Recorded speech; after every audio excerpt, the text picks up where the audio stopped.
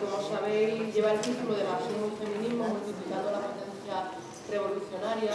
El objetivo que nos planteábamos con esta mesa era fundamentalmente rescatar, recuperar las aportaciones y los análisis de feministas marxistas que en muchos momentos han sido invisibilizadas y que bueno, detectábamos que en la mayor parte de los casos no han sido incorporados sus análisis, sus propuestas, sus aportaciones a la práctica política de los partidos comunistas.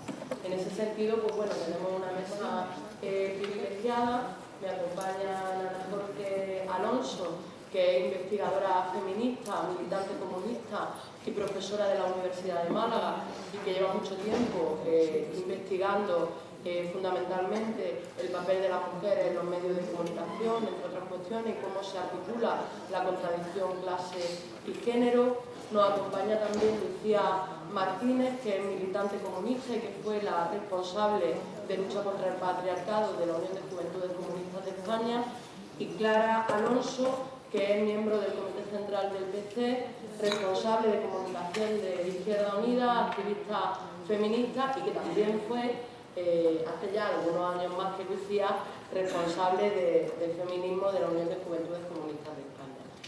Si os parece, la dinámica que vamos a tener en esta mesa, que es la que vamos a tener a lo largo de toda la escuela, va a ser una introducción inicial de en torno a unos 15 minutos por parte de cada una de las ponentes.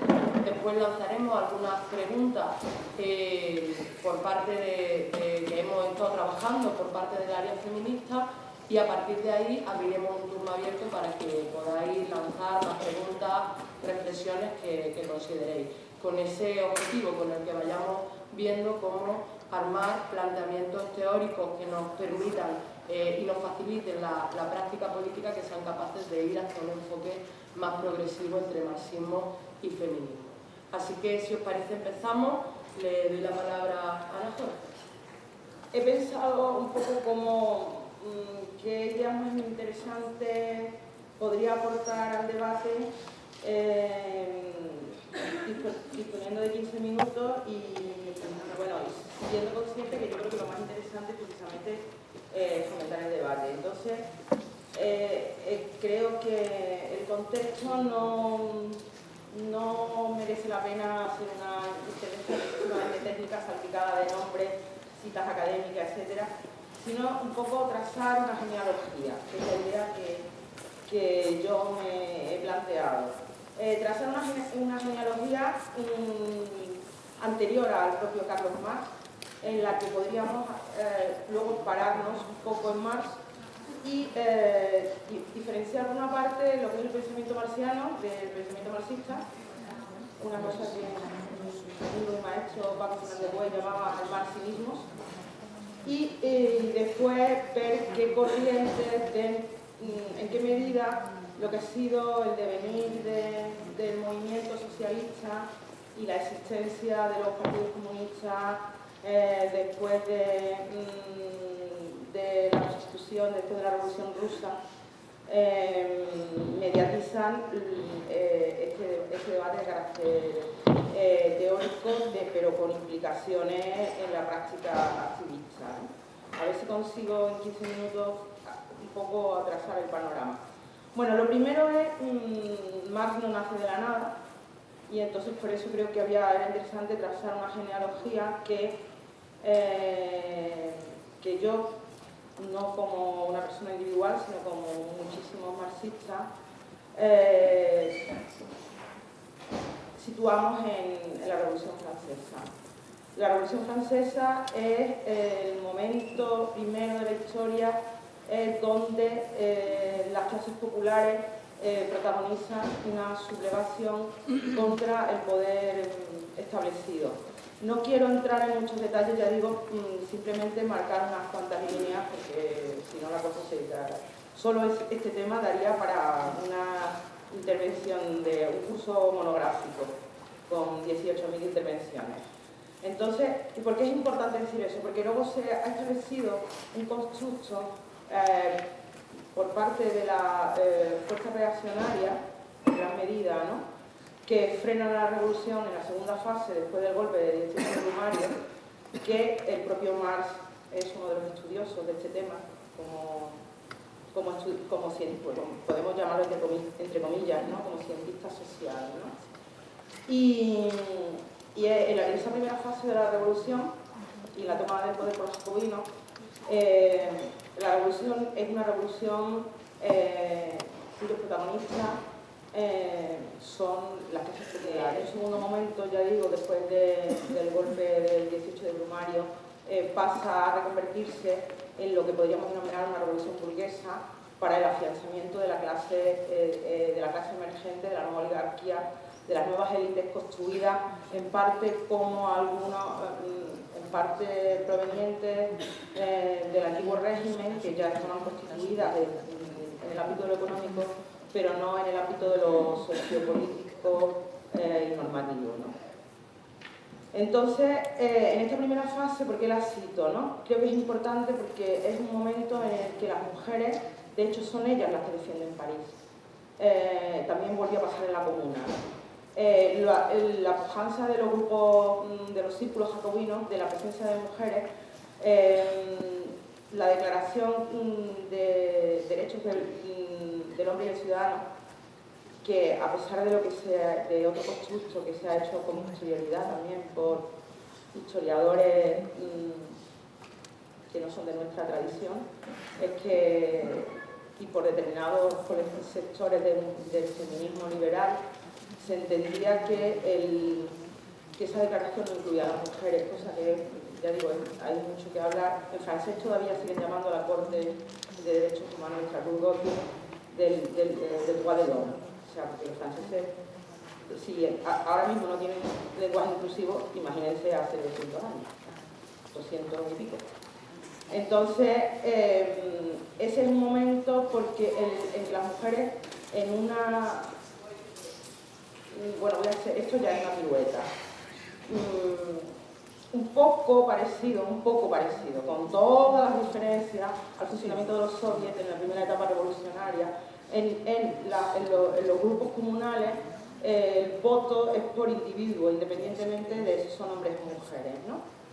Y este momento es muy importante, ya digo, porque hay una participación que luego, de las mujeres que luego sí serían excluidas, no solo las mujeres, sino los negros, procedentes de las colonias, y se volvería otra vez, después de la caída de Robespierre, se volvería a restablecer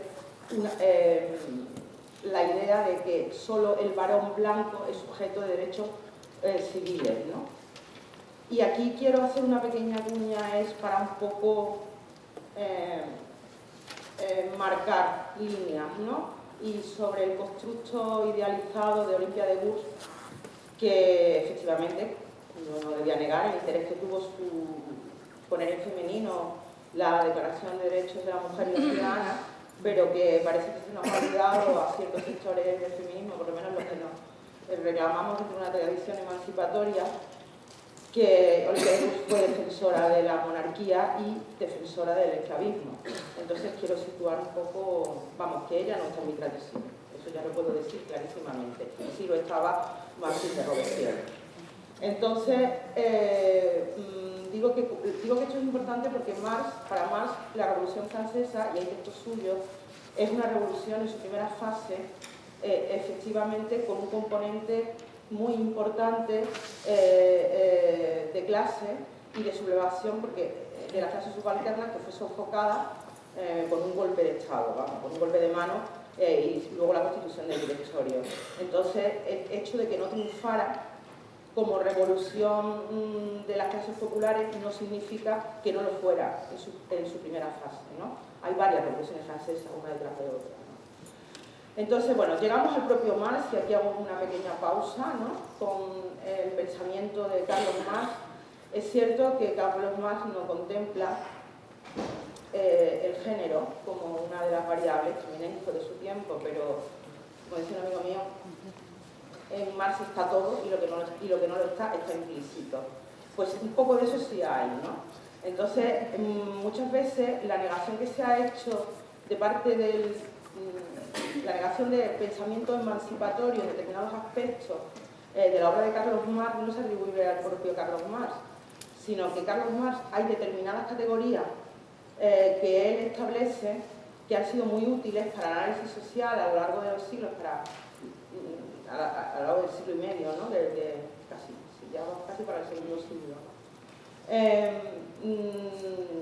Para el análisis de la realidad social, para los historiadores, bueno, Marx fue un protosociólogo, ¿no? Aparte de periodista y de muchas cosas. O incluso podemos atrevernos directamente a decir que fue uno de los padres de la sociología. De una sociología materialista, no, por supuesto, no funcionalista.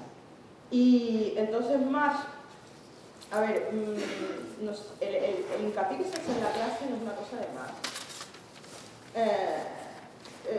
Tal como él la configura,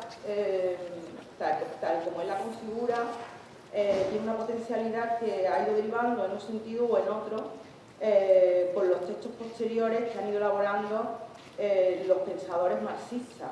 Pero en el pensamiento marxiano existen dos categorías. Bueno, primero voy a decir una cosa. Cuando hablamos de categorías marxianas, hablamos de una cuestión que podríamos llamar una abstracción determinada. Cuando hablamos de abstracción determinada nos referimos a una construcción ideológica de un término como el de género, por ejemplo, ¿no? como el de clase, pero que solamente tiene sentido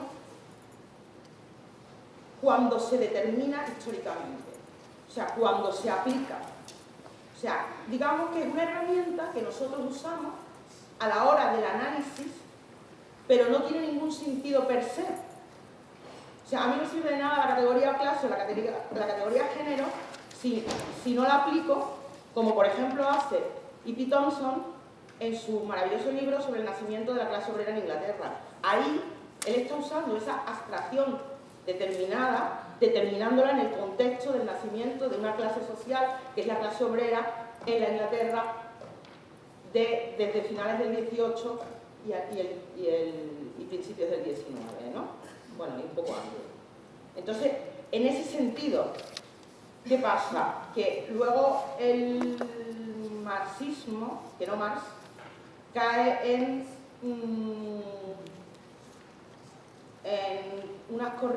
muchas corrientes de pensamiento academicista un poco estéril, un poco teologal, que no sirven para lo que son los procesos de transformación social, sino para el mantenimiento del statu quo.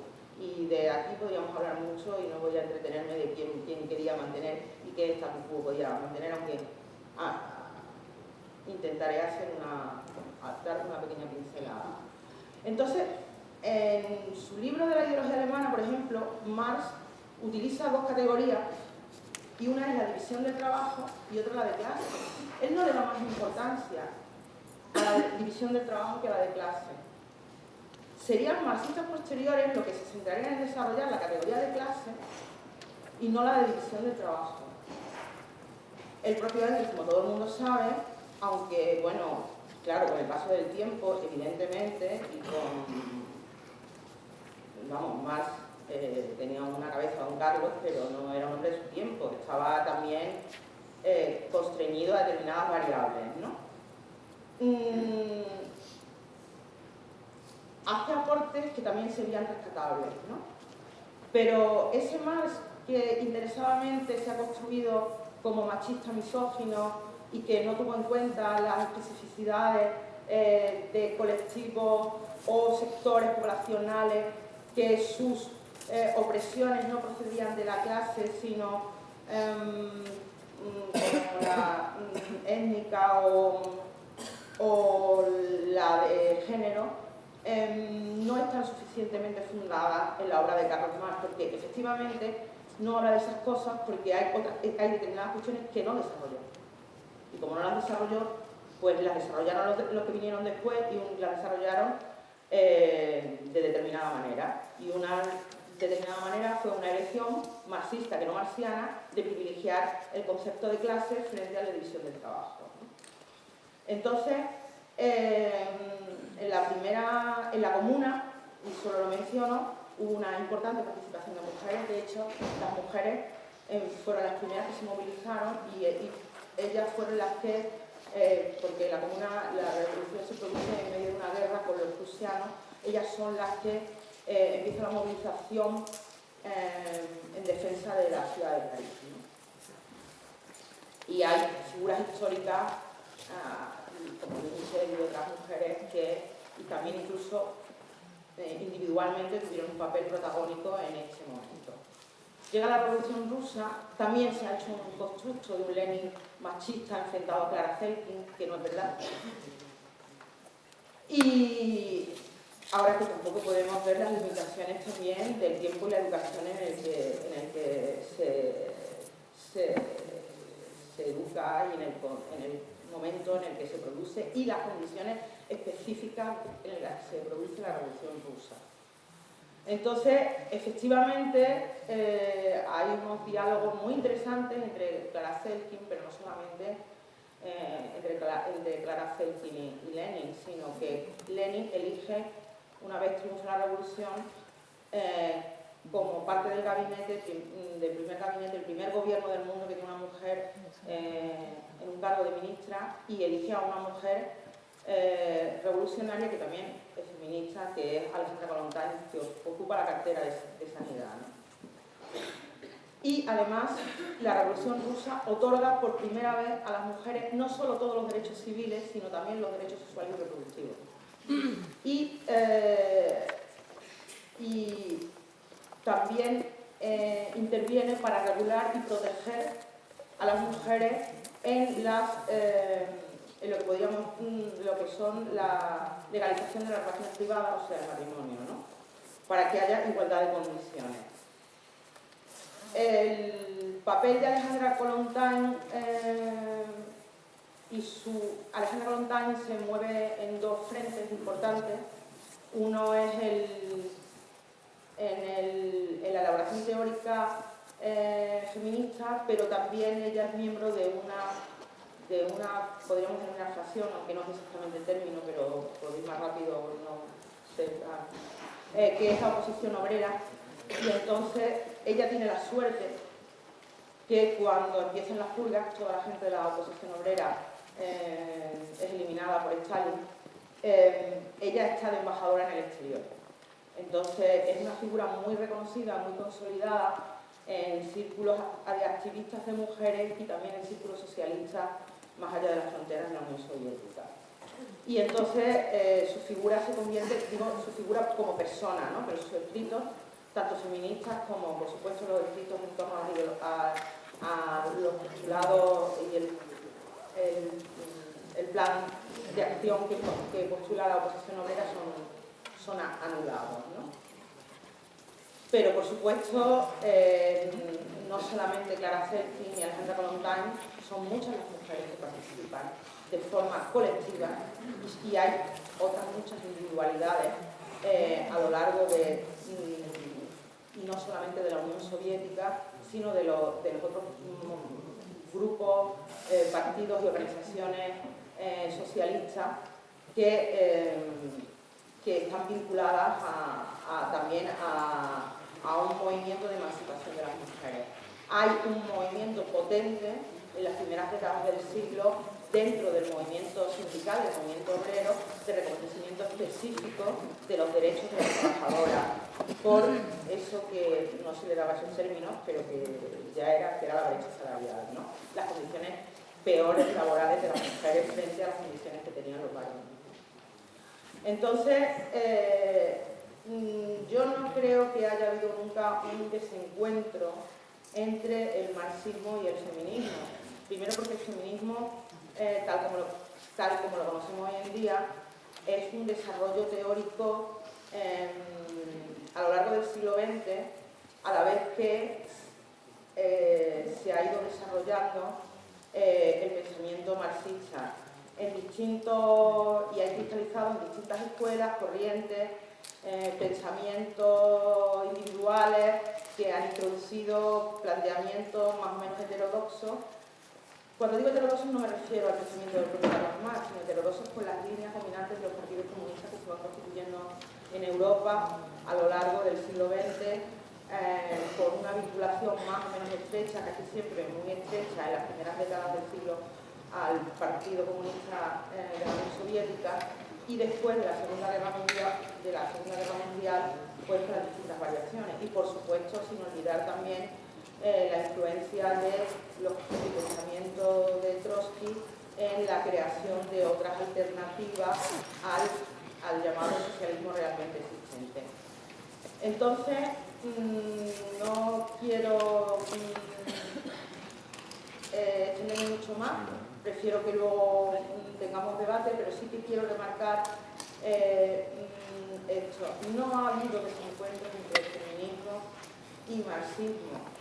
Las líneas oficiales de los partidos comunistas han orillado toda otra opresión, reivindicación, que no fuera la contradicción de clase. Y eso supuestamente basándose en Carlos Marx, pero como digo, no necesariamente. O sea que, lo que pasa es que eso es historia ficción. O sea que el camino podía haber ido por otro lado si se hubieran trabajado otras categorías que estaban en están en los propios textos de Carlos Marx. Entonces, a pesar de eso, y a lo largo del siglo XX, ha habido numerosas pensadoras que, como marxistas, han intentado, de una manera o de otra, en mi opinión, que esa es otra cuestión que no voy a plantear aquí, de forma más correcta o menos correcta, digo desde el propio pensamiento marxiano y su capacidad, que a mí lo que me interesa de la teoría es su capacidad. A mí la teoría no me interesa como un rollo especulativo academicista, sino en qué medida la teoría nos proporciona herramientas para el análisis social, para la transformación social. Entonces, en esta medida, ha habido pensadoras, que a su vez muchas de ellas han sido activistas, que han tenido capacidad para hacer y seguir formulando planteamientos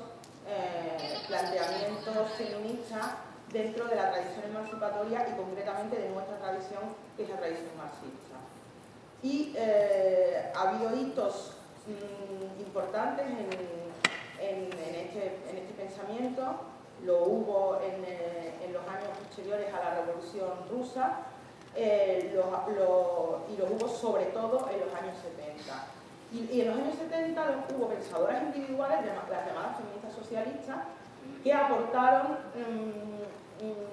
de forma más o menos acertada, dadas las condiciones también de la coyuntura en la que se movían, todavía en la Bastilla, todavía la libertad para los análisis está condicionada también por esta situación de enfrentamiento de bloques, pero tiene un aporte interesante. Y como mujeres organizadas dentro de un partido comunista, a mí me parece muy interesante y muy reseñable, aunque parte de su producción hoy, en mi opinión, hay parte que no comparto, ¿no? Y estaría obsoleta, pero que tuvieron la capacidad, que para mí esa sí que me parece que es la gran capacidad que hay que reconocer a las mujeres del Pichí en los años 70 en Italia, de poner sobre el tapete los grandes temas que luego irían a ocupar el debate feminista en el entorno de una corriente, de lo que podríamos llamar en sentido amplio, una corriente emancipatoria y antagonista con el sistema, ¿no? Y solamente dejo una pincelada, y es un debate que todavía está absolutamente vigente, y es el tiempo de las mujeres. Y analizar, porque ese debate atraviesa todo, atraviesa lo material, atraviesa lo que tiene que ver con lo que esto se ha llamado economía de los cuidados, atraviesa, digamos, todos los grandes debates. Y es cómo se organiza el tiempo en el sistema capitalista, de qué forma se organiza el tiempo, que impide en gran medida que las mujeres puedan ser sujetos de pleno derecho a la hora de abordar su participación en el ámbito social y político, ¿no? Y espero no haber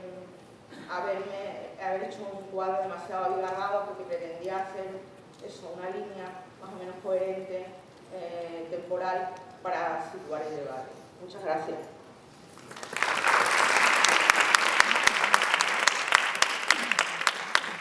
Vale. Bueno, en mi intervención voy a compartir el tiempo que se nos ha proporcionado para esta primera parte introductoria con Clara. Nos vamos a ir dando la palabra simultáneamente para que la materia que vamos a tratar nos dé tiempo a tratarla con tranquilidad y también porque compartimos parte del análisis que queríamos traer hoy aquí. Para empezar, yo quiero recoger la idea que ponía la compañera, que la relación entre marxismo y feminismo, más que un desencuentro, que precisamente que ha sido un diálogo, ¿no? Tal como se plantea en el título de esta ponencia, una relación de diálogo, pero sí que se ha entendido, quizás de una manera intencionada, como un desencuentro. Nosotras hoy aquí vamos a empezar precisamente con esa idea de divorcio, ¿no? De relación muy complicada y de desencuentro entre marxismo y feminismo. Vamos a recoger en primer lugar un análisis que hace Cynthia Aruza en su libro Las sin parte, y que dice así: la historia del feminismo y el marxismo se caracteriza por la existencia de contactos y posibilidades de encuentro. Sin embargo, nunca han llegado a fraguar una unidad completa y satisfactoria para ambas partes. Durante los siglos, el movimiento feminista y el movimiento obrero se han encontrado en luchas, han vuelto a coincidir, a separarse, a redescubrirse, a renegar y a observarse en la distancia, y así sucesivamente. Nosotros compartimos esa visión que se hace de la relación entre marxismo y feminismo, pero sí que entendemos que se han construido síntesis, se han construido puentes entre ambas teorías que han hecho que cada una avance de una manera muy potente por su lado, pero sobre todo que confluyan en lo que podemos suponer como una revolución teórica que hace que el análisis que tenemos de las reacciones de clase y las reacciones del trabajo en una esfera capitalista nos proporcione herramientas suficientes como para poder combatirla, ¿no? Queremos recoger en primer lugar algunos falsos mitos que entendemos que siguen muy vigentes en los espacios en los que trabajamos las mujeres, ya no solamente en las organizaciones revolucionarias, en los espacios partidarios, sino también en algunos movimientos sociales y en el ámbito pues, más de la teoría, ¿no? En el ámbito más intelectual, que teoriza sobre la reacción del marxismo y el feminismo. Hemos recogido las que nosotros consideramos que eran las más comunes, seguro que hay más expresiones de esta supuesta relación de desencuentro. La primera sería, y creo que no solo las hemos escuchado nosotras, no solo resultan familiares a Clara y a mí, sino que nos resultarán familiares a bastante de las personas que estamos aquí presentes. La primera de ellas entiende que la superación del capitalismo conducirá espontáneamente a la emancipación de la mujer, estableciendo así, de esta forma, una reacción de marxismo y feminismo totalmente jerárquica, ¿no? Una va por encima de la otra, una va antes que la otra, evidentemente una tiene mucha más importancia que la otra.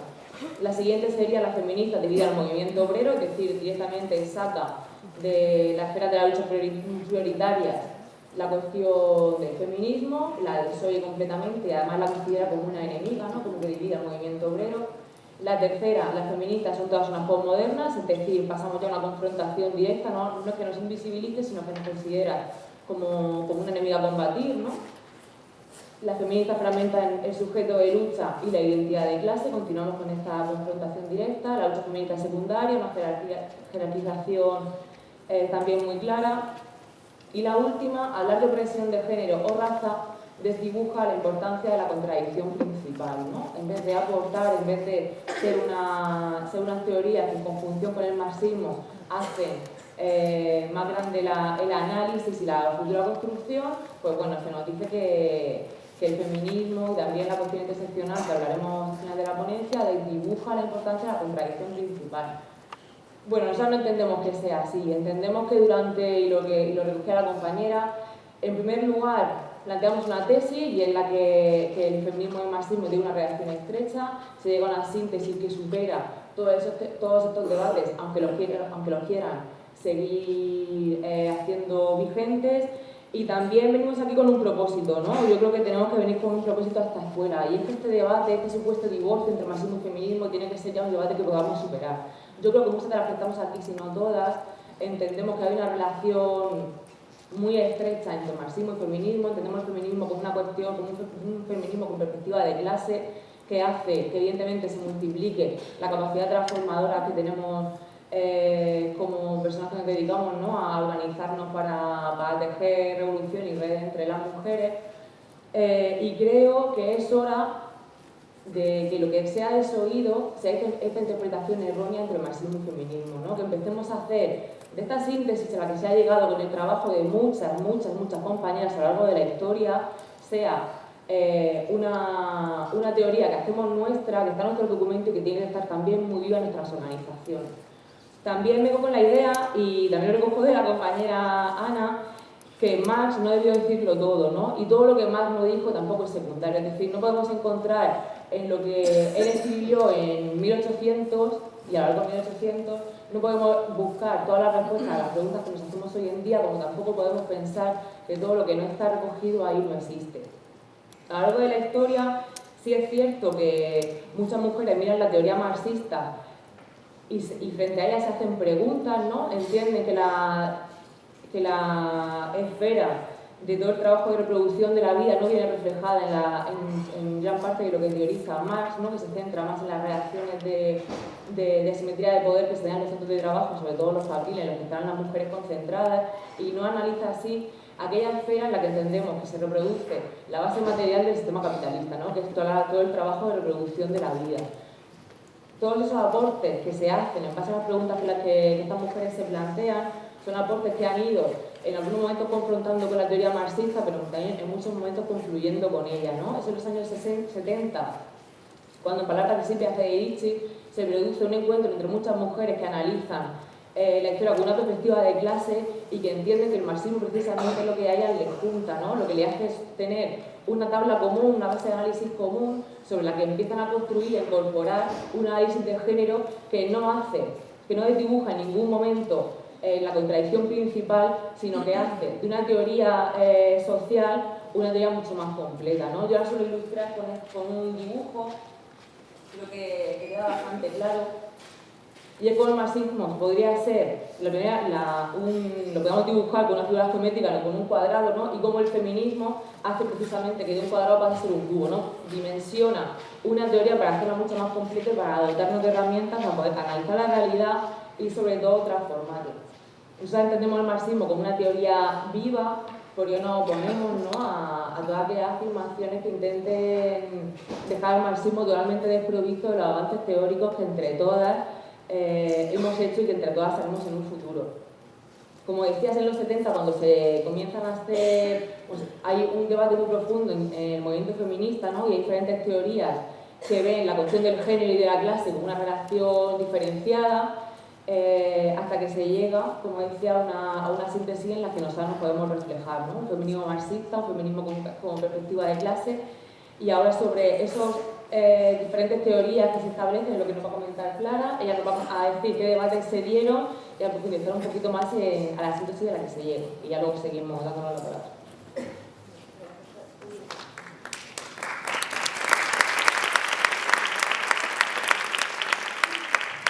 O sea, yo creo que la intención de la ponencia que hemos preparado fundamentalmente es que, como ha dicho al principio, os sea útil a vosotras en vuestro curro cotidiano, tanto en el partido como en el movimiento feminista.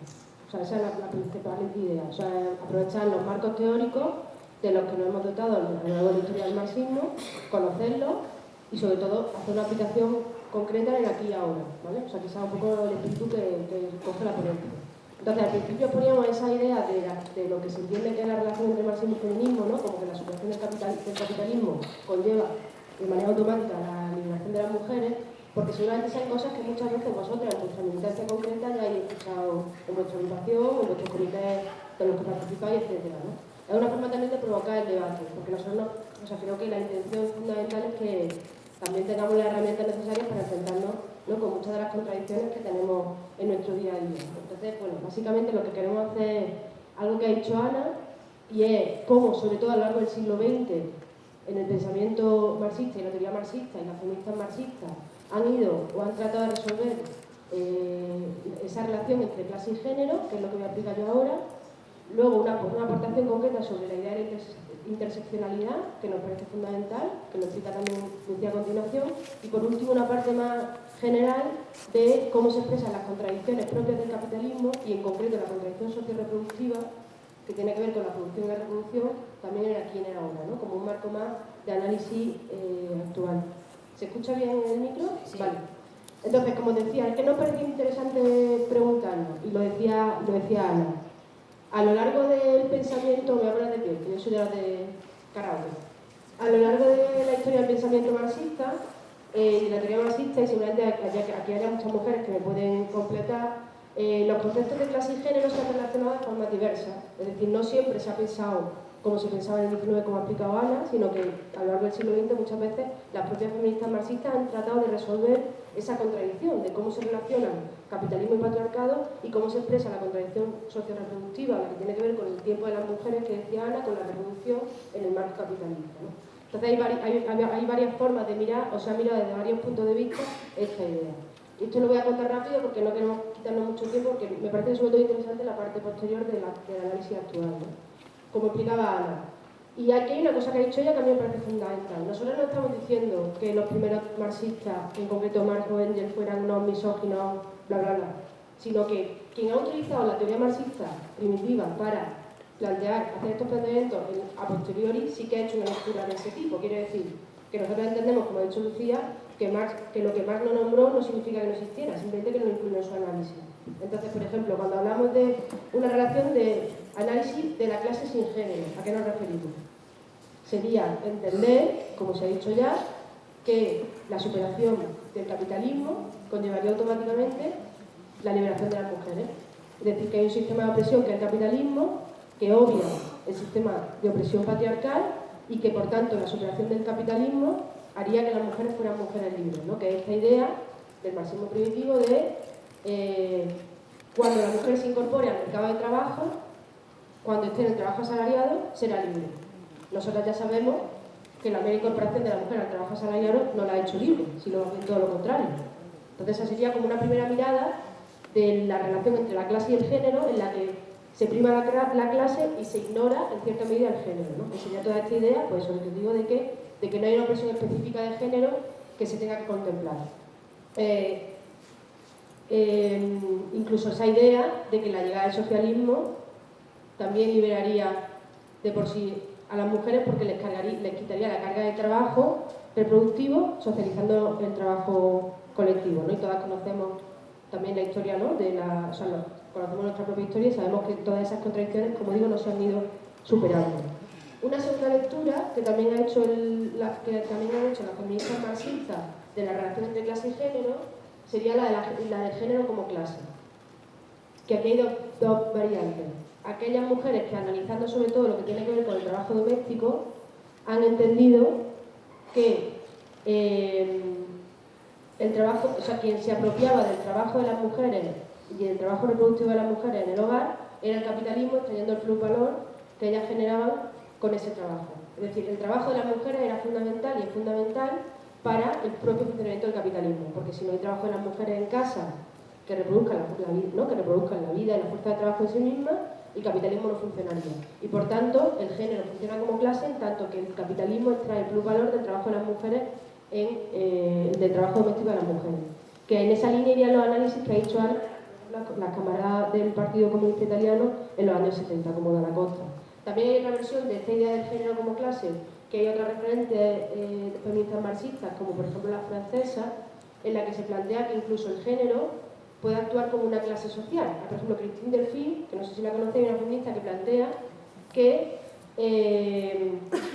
la opresión y que quien se apropia del trabajo de las mujeres, del trabajo doméstico, es el hombre. Y que la opresión se da del hombre hacia la mujer. Es decir, ella establece una relación. Yo os cuento un poco esto para que veáis cómo ha sido, o sea, cómo a lo largo de la historia las feministas marxistas se han preguntado sobre esta relación. Porque como decíamos al principio, siempre ha sido una teoría muy viva, a día de hoy es una teoría muy viva y muchas marxistas, pero no, que somos feministas marxistas, siempre nos hacemos este tipo de preguntas. Entonces, por ejemplo, en esta idea del género como clase, que incluso, por ejemplo, Lidia Falcón, que tiene varios libros que habla de esto, y una referente teórica de esta idea, también plantea esa idea de que quien se apropia del trabajo de las mujeres es el hombre y que, por tanto, la relación de opresión se da no solo entre la mujer y el capitalismo, sino también entre la mujer y el hombre. ¿Vale? Sería la idea de que el género actúa como clase social. Otra variante, que es más común, que seguramente conozcan, el género sin clase. Es decir, todo el pensamiento feminista que obvia la cuestión de clase en el acceso al análisis. Por ejemplo, el feminismo liberal. El feminismo liberal obvia la cuestión de clase, entiende que no es determinante la contradicción de clase a la hora de analizar por qué las mujeres tienen una situación de vida, de subordinación, opresión, etc. Hay muchos feminismos que podríamos pensar que hacen eso, ¿no? El feminismo radical, en cierta medida, aunque el feminismo radical bebe mucho del marxismo, pero cuando Kate Miller escribe la idea del patriarcado y la idea de que lo personal es político, en cierta medida lo que hace es que colocan el centro de la contradicción en la cuestión patriarcal y entienden que lo que realmente oprime, ¿no?, establece una relación de opresión sobre las mujeres es el patriarcado más que el capitalismo.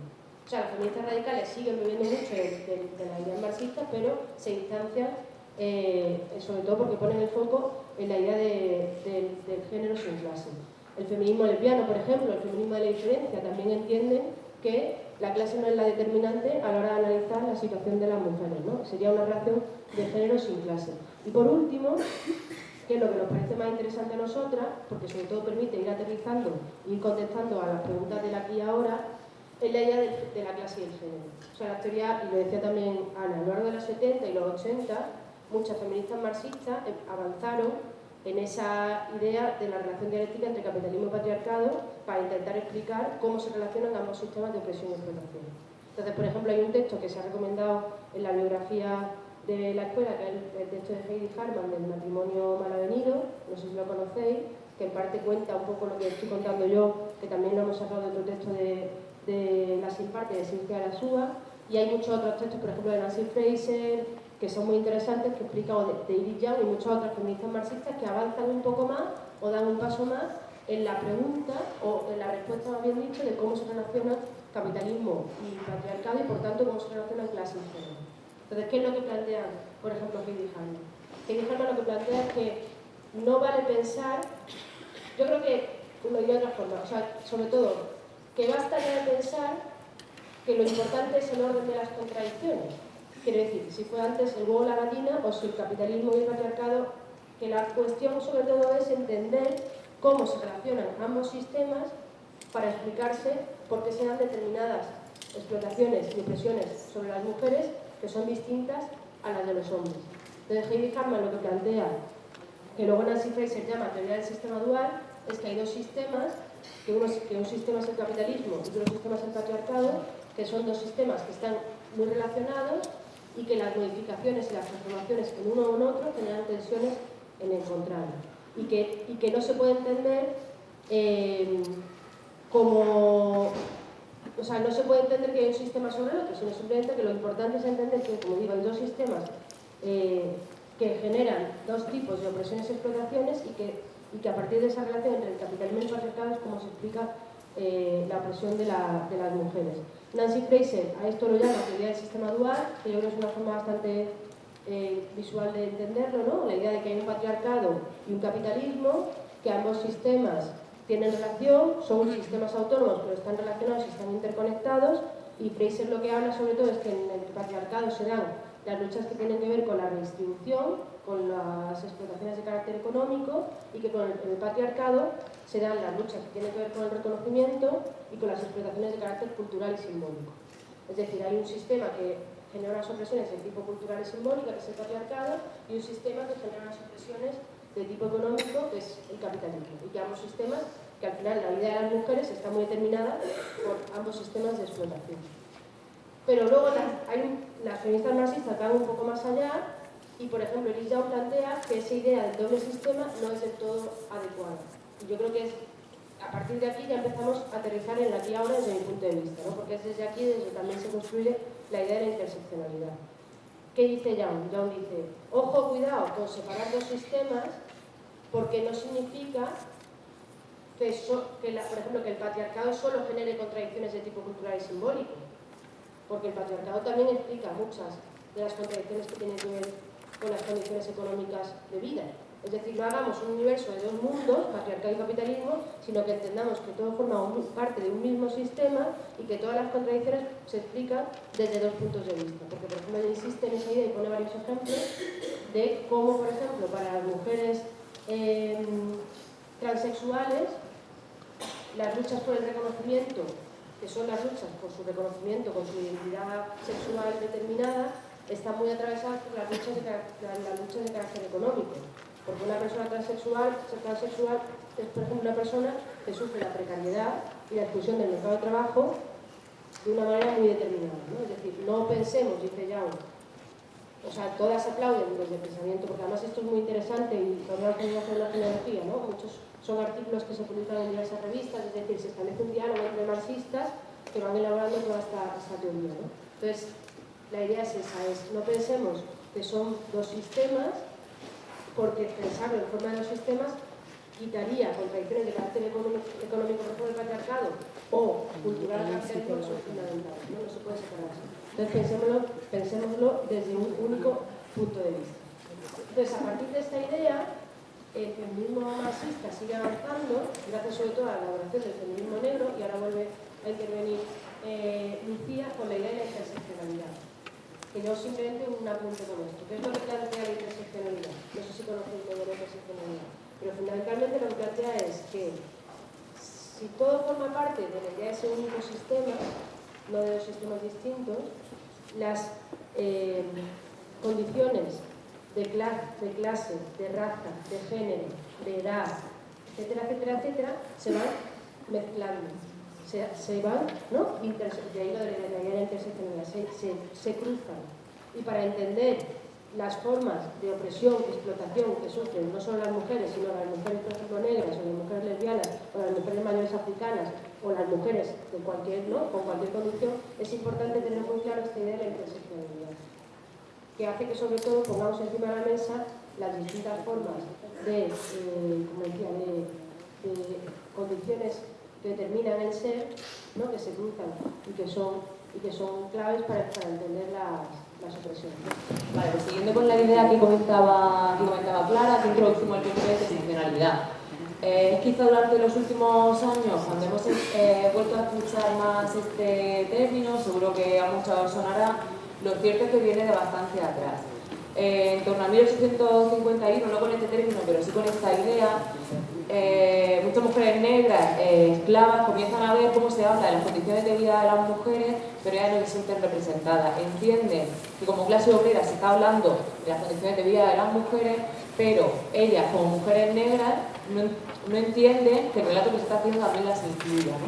Entonces interpelan a las mujeres que están dando la batalla por denunciar las condiciones de vida de las mujeres y les hacen eso, ¿no? Una pregunta y un aporte. Hay una pregunta que surge una intervención que es la de ¿acaso no soy yo mujer? ¿No? ¿Acaso la mujer sobre la que estaba hablando yo no me reconozco en ella? ¿No? Entonces, ¿qué está pasando con el relato de las mujeres de la clase obrera si las mujeres negras no estamos viendo reflejadas en esa idea, ¿no? Entonces, como decía Clara, es un concepto que se utiliza para describir diferentes formas de opresión que interactúan entre sí y se fusionan. Diferentes formas de opresión podemos entender, por ejemplo, cómo puede ser la diversidad funcional, como puede ser, serían situaciones objetivas que generan una desigualdad, ¿no? Una situación objetiva puede ser una mujer de 60 años o 65 años en una sociedad capitalista que se considera que ya no tiene y se genera una desigualdad por la edad que tiene, ¿no? O una persona con diversidad funcional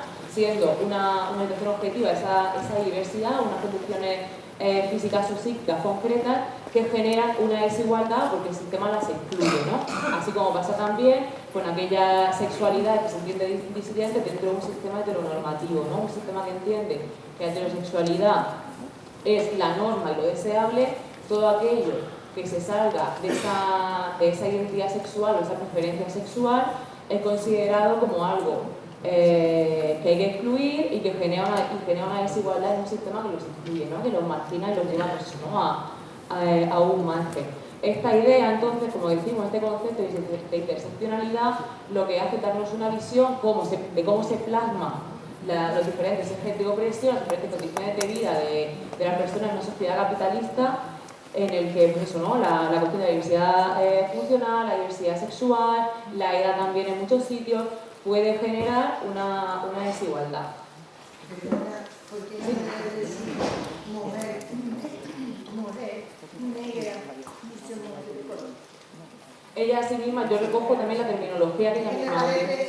Me parece Sí, que al decir mujer negra, me parece que un poco despectivo. No, yo yo parto de la base de que identificar lo que genera, lo que hace que un término sea efectivo es usarlo con un carácter efectivo, ¿no? Entender que yo referirme a una persona negra, me estoy refiriendo a lo diferente a lo blanco, ¿no? Y me refiero a las personas negras que objetivamente son negras, ellas en sí mismas se conceptualizan así, se refieren así en esta lucha que estoy diciendo de incorporar sus propias circunstancias y condiciones de vida dentro del feminismo, igual que el término raza, que también genera bastante debate, es el término que ellas mismas utilizan, ¿no? En el libro de Angela Davis de Género, Raza y Clase, es esa terminología la que mujer, raza y clase, es precisamente eso, en la ponencia recogemos los términos que ellas mismas emplean. Y en esta idea de la interseccionalidad tuve una relación directa con la cuestión de la clase. Entendemos la interseccionalidad como un concepto que sirve para entender la opresión, pero no la explotación, no tiene la voluntad de explicarlo. Entendemos la conjugación de la cuestión de interseccionalidad con el marxismo para dimensionar, como decíamos antes, una teoría marxista que se amplía con el feminismo y que hace que la interseccionalidad arroje mucha luz sobre cómo las diferentes circunstancias opresivas pueden expresarse en el sujeto, ¿no? Y cómo pueden fortalecer nuestra lucha, qué aportes pueden hacernos. Pues eso, ¿no? La identificación y el empoderamiento dentro de esas identidades para una lucha común. Por eso entendemos que, en primer lugar, podríamos tener la identificación de esas opresiones, ¿no? Poner en valor las circunstancias de vida diferenciadas y diferenciales que tienen las personas que sufren diferentes ejes de opresión, además del género y de la clase. El reconocimiento de esas diferencias, la toma de conciencia de esa situación de opresión y de explotación, y que alrededor de ellas se puedan crear espacios de empoderamiento colectivo que entendemos que siempre suman, ¿no? Hay una visión, una vez que se empieza a utilizar el término de interseccionalidad, hay un salto en el tiempo, ¿no? Como decíamos, esa idea comienza a utilizarse en 1800, a finales de 1800, vuelve a utilizarse de manera más cercana sobre los años 60, años 70, quizá de una vertiente no tan marxista, sino más postmoderna, y lo que hace es decir, además de recordarnos, ¿no? Además de la cuestión de género y además de la cuestión de clase, hay diferentes ejes de opresión que tienen una importancia vital en un sistema que genera desigualdad o según qué condiciones de vida tengan las personas, ¿no? La diferencia que podemos establecer entre esa visión, digamos, postmoderna y la visión marxista es que nosotras entendemos que para luchar y para reivindicar los derechos dentro de las personas que sufren esas opresiones, tenemos que llegar a espacios de lucha común, ¿no? Y establecer que esas opresiones tienen un sistema común de explotación y que por tanto la lucha respecto a ellas tiene que ser una lucha que crea alianzas, ¿no? Y unidad para luchar todas juntas contra ellas. Esa es la visión que desde la interseccionalidad como perspectiva de clase queremos plasmar hoy aquí. Lo queríamos hacer con un dibujo, quizá no se entiende muy bien, ¿no? Pero partiendo de una situación de estrechez, llegar a una posición más de amplitud, ¿no? De luchar las cosas concretas y cómo llegar a espacios de lucha colectiva, lucha unitaria, que hagan que todas estemos representadas, tanto la visión que tenemos del feminismo y la visión que tenemos del feminismo de clase. Pues entonces la última parte de la presentación, sobre todo lo que queríamos hacer, luego vamos a las preguntas, que yo creo que también eso va a ayudar al debate y vamos a ir aterrizando, ¿no? Pero fundamentalmente lo que queríamos hacer aquí ya es, hemos dicho, a lo largo de la historia del pensamiento marxista se han dado diversas respuestas a cómo se relacionan los conceptos de clase y género, que al final la pregunta del millón es cómo se relaciona el capitalismo y patriarcado, y partiendo de esta idea de que vemos de los últimos análisis que plantean que la relación de clase y género no es una relación en la que una excluye a la otra, sino que es una relación dialéctica y que la respuesta hay que buscarla desde una mirada interseccional, ¿no? Intentamos aterrizar para sobre todo dar herramientas de análisis en vuestro trabajo concreto. Entonces, al final, ¿de qué estamos hablando? Si queremos preguntarnos cómo se relacionan capitalismo y patriarcado, fundamentalmente, desde nuestro punto de vista, lo que tenemos que mirar es cuál es la contradicción propia del capitalismo o inherente al capitalismo que tiene que ver con el trabajo de las mujeres. El trabajo de las mujeres no solo en lo productivo, sino también y fundamentalmente en lo reproductivo. Y esa contradicción la hemos llamado la contradicción socio-reproductiva, que también puede ser llamada contradicción de la reproducción social. Por ejemplo, en Harvey, él habla de la contradicción de la reproducción social, en 17 contradicciones del capitalismo, que es una obra que también lo tenéis en la biografía de la escuela, ¿vale? Es decir, la contradicción que tiene que ver con cómo el capitalismo y el patriarcado se relacionan y cómo fundamentalmente se utilizan mutuamente para el beneficio de cada una de las partes, ¿no? Sería un poco la idea, puteándonos a nosotros, en la conclusión. Entonces, esa idea de la contradicción socio-reproductiva parte de la idea de que, y esto también es muy de Federici, el capitalismo tiene una contradicción inherente, y es que necesita del trabajo de las mujeres para la reproducción de la vida y para la reproducción de la fuerza de trabajo, es decir, sin reproducción de la fuerza de trabajo no hay capitalismo, es decir, el capitalismo, dice Federici, y esto es también una afirmación como muy, ¿no?, que yo creo que también para provocar, el capitalismo se construye sobre la división sexual del trabajo, sin división sexual del trabajo, sin mujeres que paran y estén en las casas cuidando a los trabajadores, no hay capitalismo, y al mismo tiempo la lógica de acumulación capitalista, la lógica de acumulación ilimitada, es totalmente destructiva para la reproducción social. Es decir, el capitalismo necesita de la reproducción social, pero el propio capitalismo destruye la reproducción social.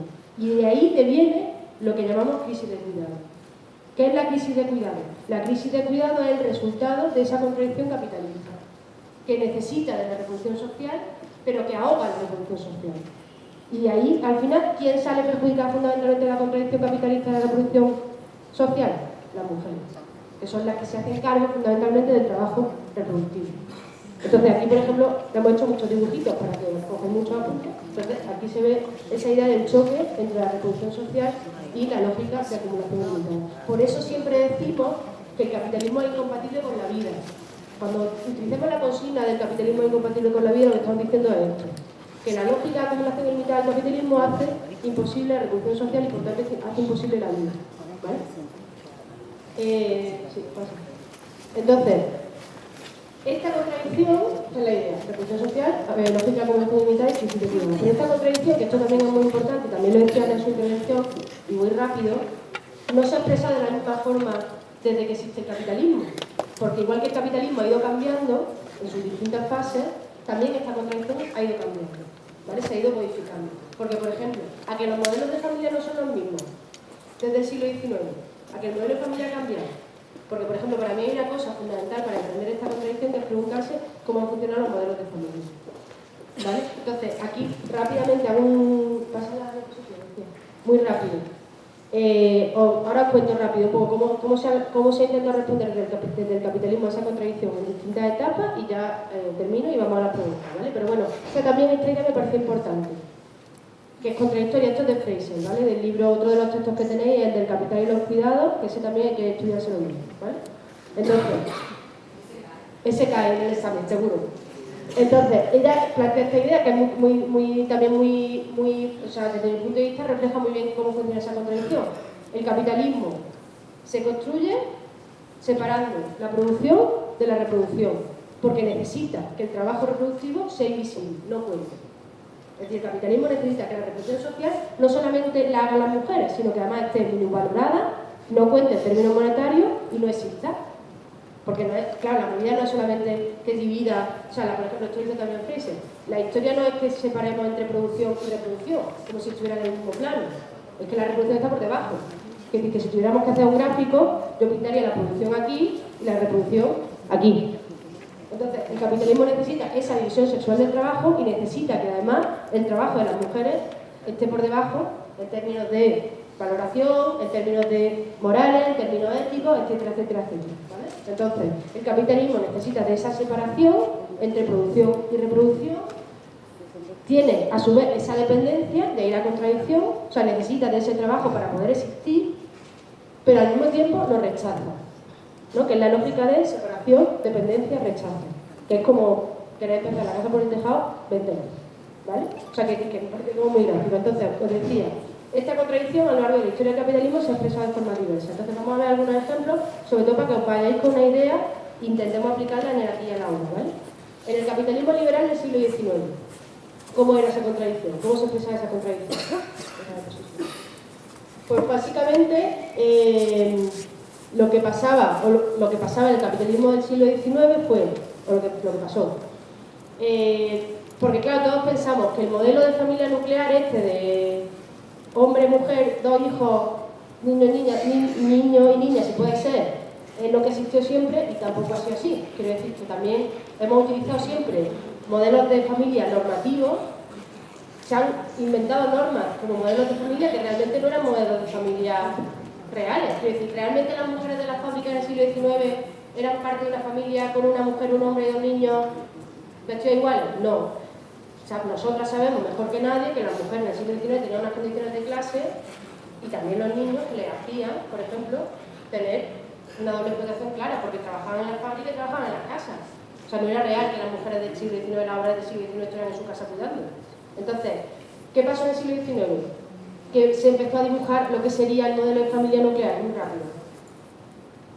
Como las mujeres estaban en la fábrica y los niños estaban en las fábricas, esa contradicción sobre la reproducción social se dio de determinada manera, y es que había un problema de reproducción social, porque las mujeres no podían criar a su hijo, y eso afectó a la reproducción social. Y eso generó una doble crisis. Una crisis de carácter moral y una crisis de carácter económico. La crisis de carácter económico, necesitamos mano de obra, por tanto las mujeres no pueden estar en la fábrica trabajando 14 horas porque no tienen niños. La crisis de carácter moral, los burgueses decían, oh, el modelo de familia, no puede ser, que no, estamos destruyendo la familia, ¿no? Sería una crisis de carácter más moral. ¿Y qué se hizo? Para intentar estabilizar la reproducción social y que esa crisis propia de un modelo en el que las mujeres y los niños estaban en la fábrica no se diese, se empezó a dibujar lo que sería el imaginario de la esfera separada. Se empezó a pensar o a intentar construir un modelo de familia que luego nosotros sabemos que no era real, en el que las mujeres se quedaban en la casa cuidando de su hijo porque los querían mucho y porque eran el ángel del hogar, y los hombres iban a la fábrica con la idea del valor sustentador que a su vez alimentaba a toda la familia, ¿no? Y como decía, eso es algo que un imaginario que se dibuja, pero realmente no es verdad, no es norma, porque la mayoría de trabajadoras estaban también currando en el mercado productivo, ¿no? Pero la contradicción se trata de resolver en el 19 de esa forma, empezando a construir el imaginario de las esferas separadas, la producción y la reproducción, la fábrica y la casa, y a su vez, para que eso se dé, hay algo que es fundamental, que también lo dice mucho Heidi Harman en sus textos, que es una de las cosas que desde mi punto de vista también muchas veces las feministas marxistas han obviado, que también había que construir una relación de supremacía del varón. Es decir, para poder sostener un modelo en el que la mujer está en la casa y el hombre está en la fábrica, hace falta un elemento. Y es que alguien manda, que alguien esté por encima. Y al final se construye todo un relato de supremacía del varón, en el que además de que el varón es el valor sustentador en términos económicos, el varón es la autoridad en términos morales y éticos. Y todo ese imaginario, que parece muy de ahora, se empieza a construir en el siglo XIX, para resolver esa contradicción que os decía de qué pasaba con la reproducción social cuando las mujeres y los niños estaban en la fábrica. Entonces vamos al modelo del siglo XX, que es propio del capitalismo gestionado por el Estado de bienestar. Sería la solución que el capitalismo da a la contradicción de reproducción social en el siglo XIX es el estado de bienestar. Trata de resolverla desde ahí. ¿Y qué hace? Pues se inventa, con el modelo fordista, el salario familiar. Consolida esa idea de las esferas separadas, del modelo de familia, del valor sustentador y el ángel y la mujer que cuida por amor y de una forma altruista, y se inventa eso, un modelo normativo de familia que también sabemos que no era tal, porque había mucha gente que estaba en los márgenes de ese modelo de familia, desde los márgenes de la orientación sexual diversa, desde los márgenes de la familia de clase trabajadora, o sea, que había mucha gente que no cumplía con ese modelo de familia. Pero, por ejemplo, se plantea la idea del salario familiar. Que esto también tiene que ver mucho con la reflexión, que no da tiempo, de cómo la izquierda a veces, en su propia historia, también ha colaborado para que la resolución de esa contradicción de reproducción social se haga perjudicando a las mujeres. ¿Qué se plantea en el siglo XX? Un modelo en el que el varón tiene que cobrar lo suficiente para mantenerse a él y a su familia, que es la idea del salario familiar, que fue la reivindicación histórica, ¿no?, durante mucho tiempo. Entonces se consolida esa idea del modelo de familia mononuclear, no, eso es una enfermedad, ¿no? Sí, claro, mononuclear, sí. El modelo de familia nuclear que tiene esa idea de que os planteaba. Y además el salario familiar es un claro ejemplo de eso. Pero entonces, esa contradicción también salta por los aires del siglo XX. ¿Cómo salta por los aires? Pues por muchas formas. Salta por los aires porque los movimientos sociales y el propio feminismo de los 70, que decía también Ana Jorge, responde que no nos vale ese modelo. Porque hay muchas mujeres que no entran en ese modelo. Y porque además resulta que aunque ese modelo primero es falso para quienes también están en el mercado de trabajo, por tanto supone una doble carga de trabajo para las mujeres, y además es falso porque hay mujeres que son lesbianas, porque hay mujeres que son negras, porque hay mujeres, ¿no? Y empieza a evolucionar toda la teoría feminista desde el feminismo marxista y desde otro feminismo para responder que ese modelo no nos vale, ¿no? Que sería un poco todo el feminismo en la segunda ola. Y no solo, o sea, que no solo se responde desde el feminismo, sino desde otro espacio. Y entonces entonces el capitalismo vuelve a tener que responder a esa contradicción y vuelve a dar un giro de tuerca, y además lo hace de una forma muy efectiva, que está también en otro texto de Fraser, que es el de la segunda ola, que también lo tenéis en la carpeta de materiales, que también tenéis que estudiar, que explicáis también, que dice: el capitalismo se apropia de muchas reivindicaciones de las feministas de la segunda ola, como por ejemplo la reivindicación de que el Estado tiene que dejar de ser paternalista, ¿no? De la idea del Estado de bienestar como Estado paternalista. Se apropia de eso y plantea una nueva forma de resolver la contradicción socioreproductiva, y a la vez responde una cosa, y es que resulta que ya no vale en un mundo precario, con un modelo familiar en el que únicamente una de las personas trabaja, sino que el capitalismo necesita que las mujeres estemos en el mercado de trabajo también. Entonces pasamos de un modelo de familia, que sería el propio del capitalismo financiarizado, a día de hoy, ¿vale? Esto me parece como muy importante que lo tengáis en la cabeza. Pasamos de un modelo de familia de un proveedor, es decir, donde el valor sustenta, a un modelo de familia que es el que tenemos ahora, aunque haya muchos ejemplos seguramente a vuestro alrededor de la familia anterior, ¿vale? Pero si pensáis ahora en el modelo de familia, ¿cómo lo pensáis? Fundamentalmente el modelo de familia a día de hoy es un modelo de familia de dos proveedores. Es decir, trabajan mujer y hombre. Lo que pasa es que lo que además pasa es que como el capitalismo da una vuelta de tuerca también en los niveles de explotación, necesita dos salarios precarios para mantener a una familia con un salario con la que se mantenía en el momento anterior. Y un modelo de familia de dos proveedores en el que la mujer trabaja y además hace el trabajo reproductivo. ¿Y cómo hacemos esto? Pues resulta que el capitalismo, como os decía, se apropia de los propios planteamientos de muchas de las reivindicaciones propias del siglo XX y se construye sobre una especie de igualdad de género, ¿no? Todo este relato de que las mujeres son iguales a los hombres, tienen el mismo talento y entonces tienen que producir como los hombres en el mercado productivo. Pero sin resolver la cuestión de quién se hace cargo del trabajo doméstico. Y ahí es donde surge lo que se llama crisis de cuidados. Porque al final, ¿qué nos ha pasado?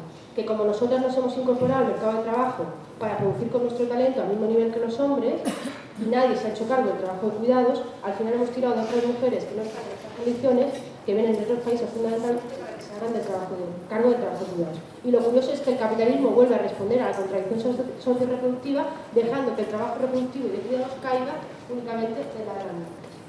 Y esa es la forma en la que el capitalismo responde a esa contradicción. Y os pongo un ejemplo claro que a mí me parece como muy relevante y me cae ayuda.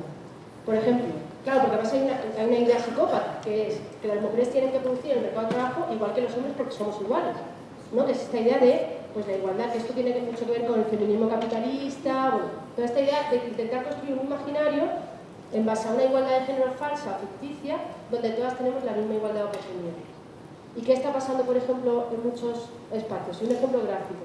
Por ejemplo, hay empresas en Estados Unidos, que esto lo cuenta Fraser en sus textos, a mí me parece muy revelador, que pagan a las trabajadoras programas de congelación de óvulos para que puedan retrasar la maternidad y no interrumpir su carrera laboral y su carrera profesional. Entonces, están dando lógicas tan antinatura, no en términos esencialistas, sino en términos productivos, como facilitar a las mujeres retrasar la edad de reproducción para que no interrumpa su carrera. Es decir, en vez de resolver la contradicción socio-reproductiva, que es lo que hay que hacer desde mi punto de vista, tratando de llevar lógicas reproductivas al marco de lo reproductivo, y que esto tiene que ver mucho con el tiempo de las mujeres, que decía Ana, en vez de decir, trabajemos menos para repartir mejor todos los trabajos y para repartir mejor todas las tareas, el capitalismo está haciendo justo lo contrario. Está llevando lógicas de la producción a la esfera de la reproducción. Por un lado, mercantilizando el trabajo de cuidados, aquellas mujeres que pueden, ¿no? O sea, que cada vez hay más sectores del mercado que se encargan del cuidado, privatizándolo para las que no puedan pagarlo, es decir, aquellas mujeres que no puedan pagarlo, lógicamente no pueden acceder al trabajo, ¿no? Se hacen cargo propio del trabajo de cuidados, siendo totalmente incompatible con el productivo, y a su vez generando lógicas productivas en el marco de la reproducción. Es decir, llevando lógicas que tienen que ver más con lo productivo y con la idea de la acumulación ilimitada del capital a la esfera de la vida o de lo reproductivo. Es decir, haciendo todavía más incompatible si cabe, o todavía más fuerte si cabe, en términos ya esa contradicción entre el capitalismo y el patriarcado, de la necesidad de la reproducción social y de la destrucción de la reproducción social, y que es un poco, desde mi punto de vista, una de las contradicciones principales que se expresan hoy a nivel capitalista, y que por eso además creo que eso explica en gran medida por qué el movimiento feminista está siendo un movimiento feminista que está intentando responder a todas estas preguntas y que en parte tiene que ver con una de las claves que es el comunismo, también tenemos que responder. Porque para mí la alianza fundamental a día de hoy es precisamente esa que entiende que una de las contradicciones que más acompaña a la Revolución Capital-Trabajo es la contradicción social-reproductiva y que ambas son la clave en la que hay que incidir de cara a la organización de la lucha, la movilización, el trabajo teórico, etcétera, etcétera. Gracias.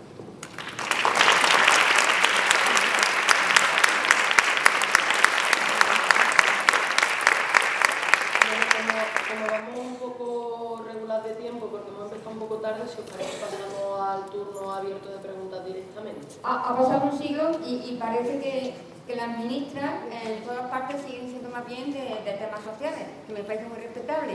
Pero, por ejemplo, el PP, que parece que quiere ser más innovador o más progresista, más feminista que nadie, ha nombrado a Cospedal de ministro de Defensa. No creo que igual que los ministros hombres tengan más competencia en ciertos sectores que las mujeres, sino que se supone que están asesorados por otro tipo de personas. Puede que no se entiende bien lo que están diciendo. No, me refería que por qué se siguen nombrando ministras, se les siguen dando temas sociales. Como que no tuviéramos competencias para otros, que seguimos así. Cuando la mayoría de hombres tampoco los veo yo muy capacitados, que me refiero que se hace, no sé, a ver, nos empujan siempre a esos temas. ¿Se conseguirá alguna vez que nos den la opción? A mí sí me gustaría, porque además es un tema que se va a abordar en uno de los talleres que tenemos a continuación, que se profundizará un poco más en todo el enfoque marxista de la interseccionalidad.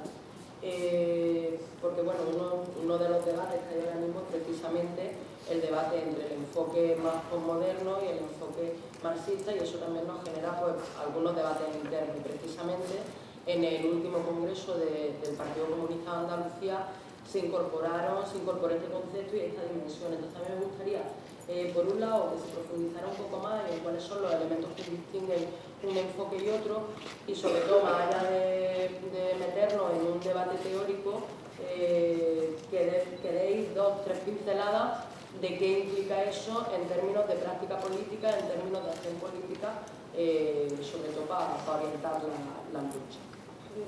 Con respecto a lo que ha dicho Toni, luego contestamos a lo que has planteado, ¿vale? Voy a intentar ser sintética, pero tu pregunta no es para contestarla en 2 pinceladas. Quiero decir que es un poco complejo. A ver, a mí me gusta personalmente más el concepto no el concepto quizás sea el mismo, pero me gusta más usar el término de opresiones superpuestas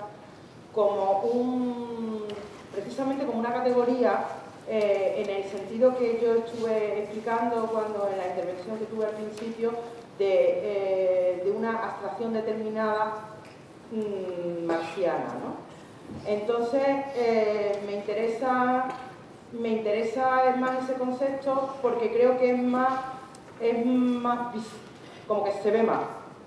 O sea, es como que tú sientes como se cae una cosa encima de la otra, encima de la otra, encima de la otra, ¿no? Entonces, si tú eres mujer, eres pobre, eres lesbiana, eres gitana, lo tienes chungo, ¿no?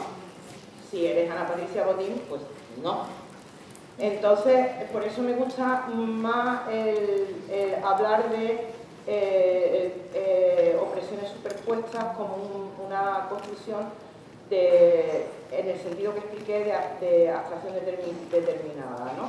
Es algo que es una categoría que nos ayuda a analizar la realidad para ver cómo opera y en función de eso ver cómo transformarla. A mí me interesa personalmente mucho también el trabajo de ciertas feministas postcoloniales, ¿no?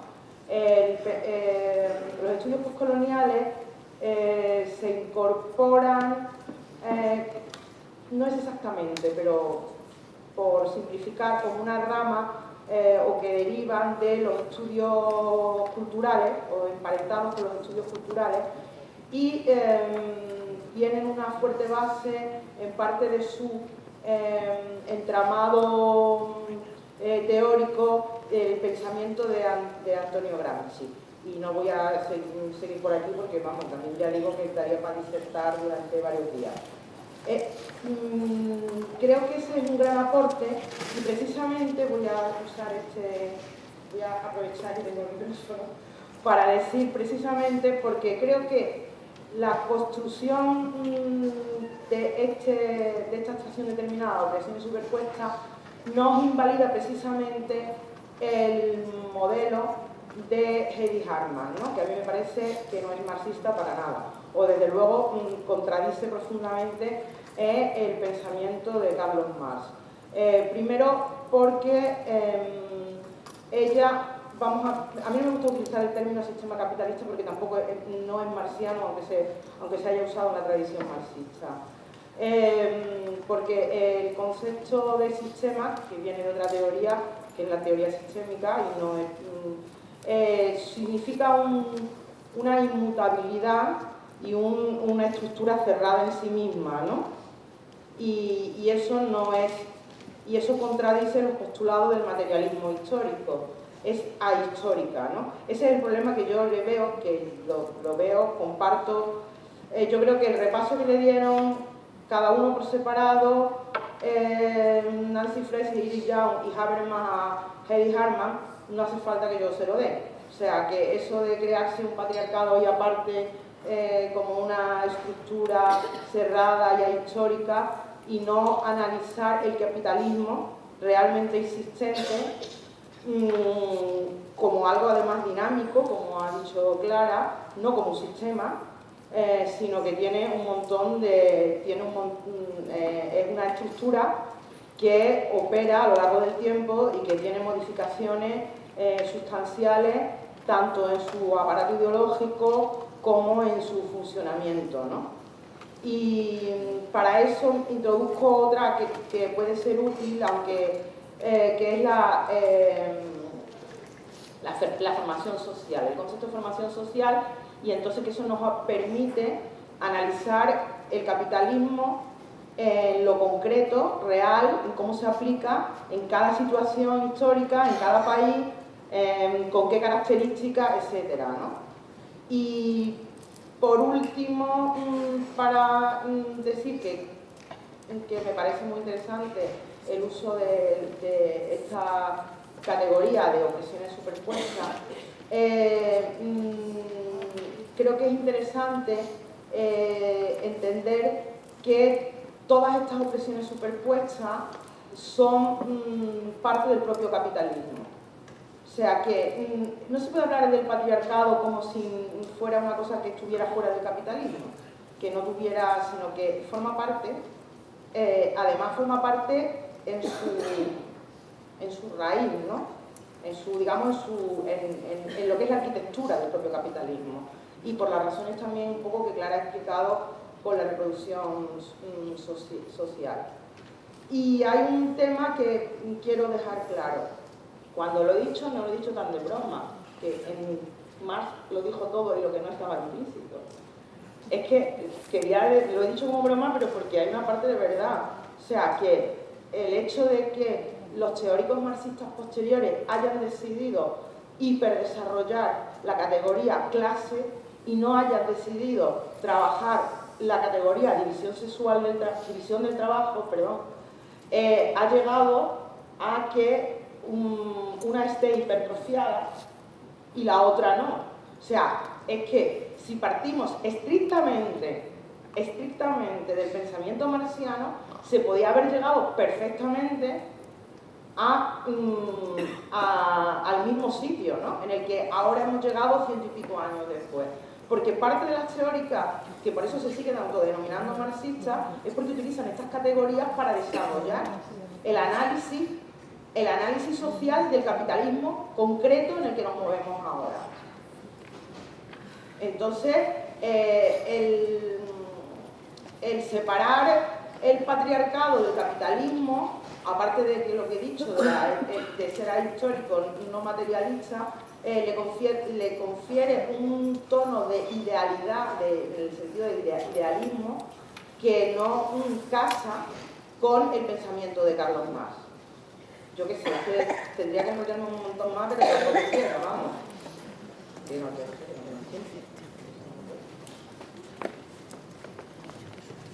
y ya por explicar el sitio de Alejandra Kollontai, ¿no? Brevemente. Bueno, eso que has dicho no es verdad del todo. Aquí hemos tenido ministras de Economía, vicepresidenta. Elena Salgado, ya ha habido otra anterior ministra de Defensa, que fue Carmen Chacón. La Junta la preside Susana Díaz. Hemos tenido muchas mujeres. Yo digo siempre que es el sitio donde más es el ámbito el político normativo es el ámbito en el que más hemos avanzado las mujeres. El problema es que no basta con el tema del reconocimiento de los derechos, se estrella con la falta de las condiciones materiales para el ejercicio de esos derechos, que es ahí donde nosotros deberíamos trabajar. Y es, bueno, yo opino como Nancy Fraser, ella lo opina mejor, que hay que trabajar en políticas de reconocimiento por los temas identitarios combinadas con políticas de redistribución, pero entendiendo que hay un eje, ¿no? Quiero decir que hay mujeres que no necesitan nada de la redistribución, ¿no?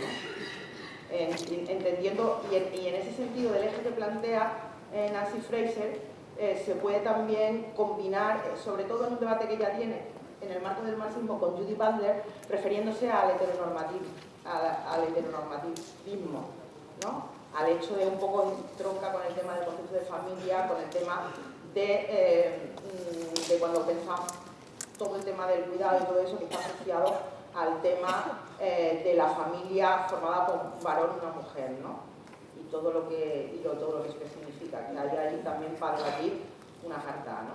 Entonces, a mí lo que me interesa de Alejandra Kollontai, bueno, ella lleva temas sociales porque ella trabajaba esos temas, pero quiero decir, que Alejandra Kollontai es adecuada porque ella propugna precisamente en sus escritos feministas que sea el Estado, después de la Revolución, el que se haga cargo de los cuidados. O sea, lo que ella visualiza es que las tareas de los cuidados recaen sobre las mujeres. Entonces su propuesta en textos anteriores al 17 es que sea el Estado, a través de guarderías, comedores comunales, atención a los ancianos, sea el que supla el trabajo que las mujeres están haciendo en esas tareas reproductivas, entendiendo que estas tareas del cuidado en un Estado socialista tienen que ser responsabilidad del propio Estado, y entonces entendiendo que el Estado tiene que garantizar la reproducción social precisamente para que los trabajadores y las trabajadoras puedan abordar la producción en el momento en que hay que construir el Estado socialista, que digamos que todas las energías deben ir hacia la producción y la construcción del Estado socialista. Vale, volviendo a la cuestión del tema de la interseccionalidad, yo creo que se expresa muy bien con el término que comentaba Ana, ¿no? de opresiones superpuestas. Al final son términos como muy gráficos que nos pueden dar una idea de a qué nos referimos. Yo creo que uno de los cambios que supone incorporar la interseccionalidad a nuestra teoría, ¿no? y tal como se ha hecho en el avance en los documentos del Congreso del PK, supone que no hablemos de la mujer, ¿no? sino que hablemos de las mujeres, tanto que hay diferentes circunstancias que nos afectan y que generan desigualdad que tenemos que incorporar al discurso que nosotras hacemos, ¿no? Al igual que las feministas negras decían, yo en el discurso de las feministas blancas no me estoy viendo representada, necesitamos crear sinergias, hacer coaliciones y tejer unidad. Creo que es el momento precisamente de que nosotras incorporemos todas esas realidades que atraviesan las mujeres, todas esas opresiones superpuestas, de manera que podamos identificarlas, sacarlas a la luz, ¿no? Y por eso decía lo del cubo, de cómo vemos mayor profundidad cuando las visibilizamos que cuando no lo hacemos, ¿no? Y cómo podamos, además de nombrarlas, también poder lucharlas, ¿no? Yo creo que un ejemplo claro puede ser la huelga del 8 de marzo, cuando leemos ayer lo veía en la carpeta que se dio para esta escuela, en la documentación, viene explicada muy bien los objetivos de la huelga, qué se persigue, a qué sujetos se interpela, ¿no? Qué situaciones de las mujeres se denuncian. Creo que precisamente se están empezando a hacer relatos sobre las situaciones de las mujeres en el Estado español que recogen muy bien, o yo creo en gran medida, las situaciones que las mujeres atravesamos, ¿no? Tengamos la edad que tengamos, seamos de la nacionalidad que seamos, tengamos la orientación sexual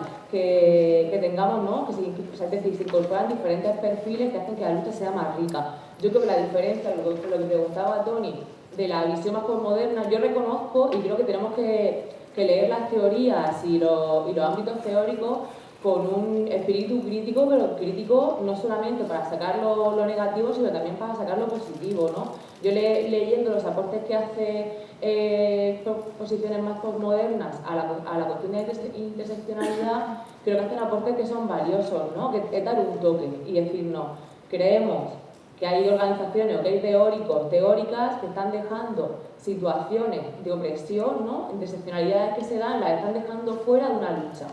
Lo que yo difiero, y creo que es un aporte bastante grande, ¿no? Es decir, está la cuestión del género, está la cuestión de la clase, pero ojo, cuidado, que hay una serie de opresiones que se superponen, ¿no? Como decía la compañera, que generan unas identidades, que generan unas desigualdades y que es necesaria denunciarlas para también incorporarlo y hacer una lucha cada vez más potente y multiplicar este potencial transformador. Creo que el aporte que nosotras le volvemos a hacer, ¿no? Y recogiendo el término de interseccionalidad, es decir, de acuerdo, tenemos que poner todas estas identidades, todas estas opresiones, arrojarles luz y denunciarlas, y creemos que pueden haber espacios separados, ¿no? O espacios, digamos, sectoriales, por llamarlo de alguna manera, donde esas opresiones, ¿no? Donde esas personas que sufren esas opresiones se organicen, como puede ser, por ejemplo, las acciones que tengan feministas por la diversidad, ¿no? que se organicen en torno a ese eje, pero yo creo que es la visión que nos interesa mucho, tenemos que crear espacios comunes donde no solo nuestro discurso se enriquezca de todas las opresiones y todas las incorporaciones teóricas y prácticas que hacen las compañeras, sino que cada vez seamos más y construyamos un feminismo que sea más inclusivo, que sea por tanto interseccional y que como proyecto final sea cada vez pues, más potente y más combativo, nos estamos todas representadas y que vamos todas, ¿no? Entonces yo creo que es precisamente cambiar el concepto de mujer a la lucha de las mujeres. Mira, yo soy Carmen, primero. Milita en el partido. No se oye. Todas las formas son distintas, planteo. En todo esto que estáis comentando, que por cierto me encanta todo lo que habéis dicho, me ha gustado mucho la mesa, os agradezco muchísimo que compartáis con nosotras estos conocimientos y planteamientos teóricos, que se vaya por delante, pero yo me lo traigo a la cuidadora y al suelo que pienso y a mi vida cotidiana y a mi participación cotidiana en los distintos ámbitos, tanto desde organizaciones feministas como políticas sindicales. Y me planteo, ¿en qué medida organizaciones que queremos ser, fundamentalmente las mixtas, ¿no? Políticas sindicales, que queremos ser revolucionarias, subversivas y plantear la capacidad de mover las condiciones, poder vivir de una manera más inclusiva, estamos asumiendo esos planteamientos? Porque la vida real de las mujeres que participamos nos queremos morir.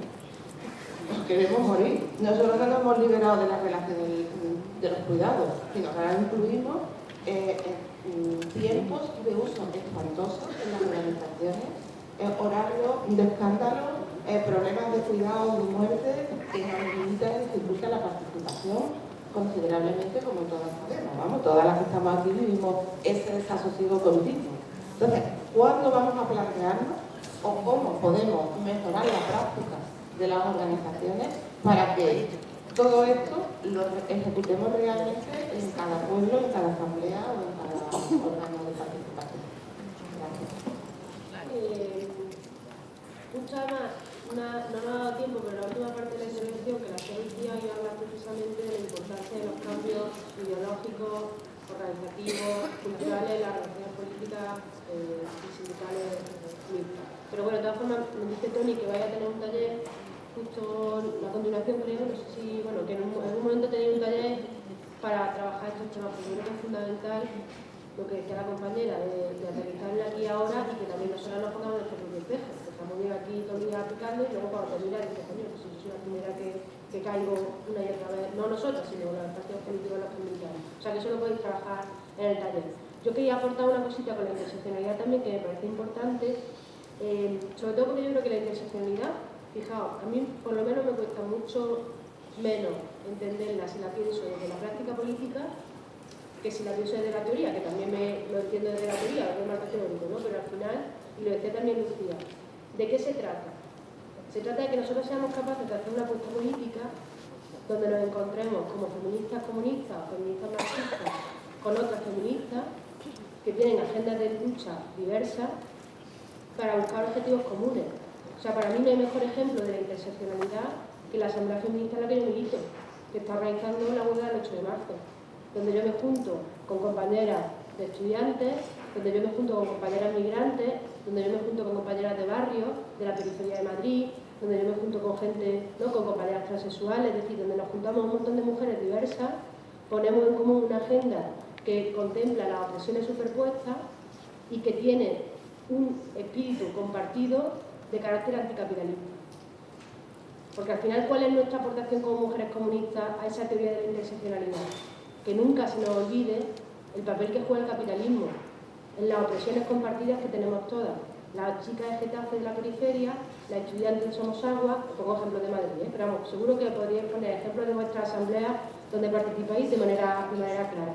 Que nunca se nos olvide esa centralidad del capitalismo en tanto que es el sistema que en gran medida también explica, ¿no?, esas opresiones que sufren todas esas mujeres diversas. Y luego hay una idea que también me parece importante de la interseccionalidad y me callo ya, que tiene que ver con un texto que he leído también de la Escuela de Cuadros del PC, que también tenéis que estudiar en los cuadernos, que habla de una idea de un sociólogo que se llama Hyman, esto que me corrija Ana Otónico, no sé si lo pronuncio bien, y él habla, Hyman, H-A-I, Hyman, ¿no? Bueno, esto es el cuaderno que ha hecho Jaime Ángel, un compañero que habla de aquí en Córdoba.